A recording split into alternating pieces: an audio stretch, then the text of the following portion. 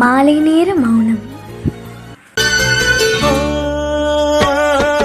கொத்து மலரே அமுதம் கொட்டும் மலரே, இங்கு தேனை ஊற்று, இது தீயின் ஊற்று.